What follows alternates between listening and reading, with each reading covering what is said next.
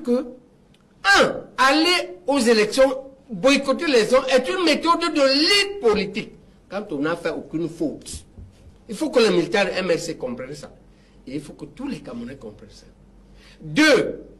Après avoir proclamé le boycott, le retour aux élections est également une décision politique historique.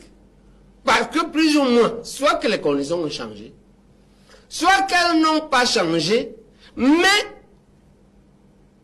le comité politique de décision pense que il vaut mieux cela que ne rien faire.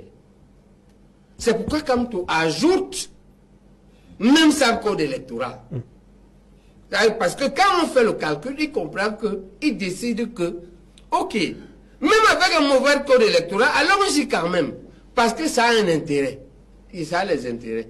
C'est-à-dire que si tu ne veux pas faire ça, il te reste seulement les méthodes violentes, qui sont le coup d'État, l'insurrection, la guerre civile, l'assassinat.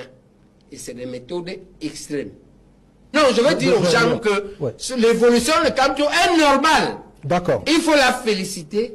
Il faut la... Qu'est-ce que les pères fondateurs ont proposé? Il faut savoir que cette attitude de Kamto ces dernières années est une attitude copiée sur les pères fondateurs. En 1956, la colonisation nous propose la loi cadre Gaston Defferre. Il faut expliquer aux enfants ce que ça veut dire. C'est-à-dire que le gouvernement était blanc, les préfets étaient blancs.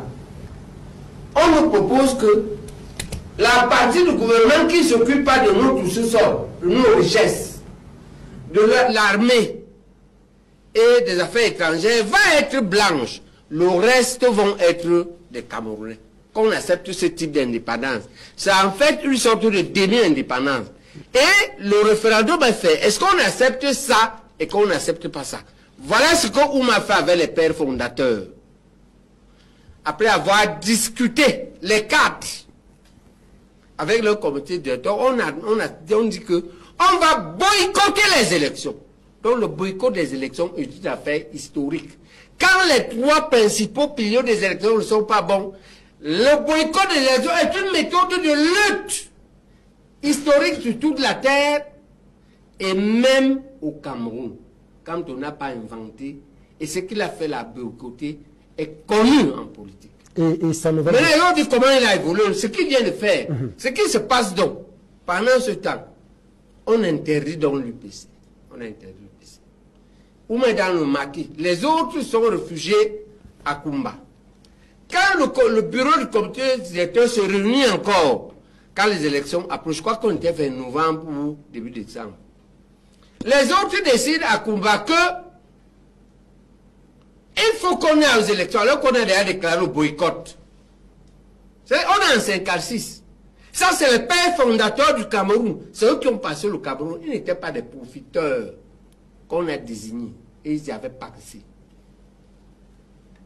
La majorité décide à Kumba. On dit qu'il faut donc, quand on dit le chef, puisqu'on met le chef, dans le maquis, il est en traitement, il a un panari au pied, il a un traitement chez un bonbon. On me dit, mais c'est vous la majorité. Si vous avez décidé que maintenant on va aux élections, on va y aller. Mais refaites donc le tour, parce qu'on avait fait le tour, on a fait la campagne pour le boycott. On a même renforcé le boycott. Cette fois-là, on avait fait le boycott actif, qui est différent du boycott ordinaire.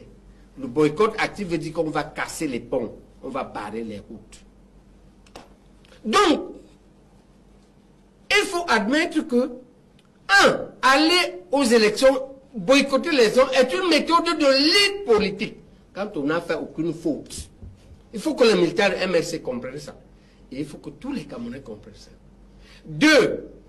Après avoir proclamé le boycott, le retour aux élections est également une décision politique historique. Parce que plus ou moins, soit que les conditions ont changé, soit qu'elles n'ont pas changé, mais le comité politique de décision pense que il vaut mieux cela que ne rien faire. C'est pourquoi Kamto ajoute même ça au code électoral. Parce que quand on fait le calcul, il comprend qu'il décide que, ok, même avec un mauvais code électoral, allons-y quand même. Parce que ça a un intérêt. Et ça a les intérêts.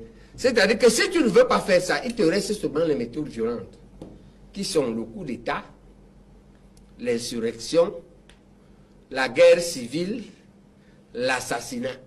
Et c'est des méthodes extrêmes. Non, je veux dire aux gens que l'évolution de Kamto est normale.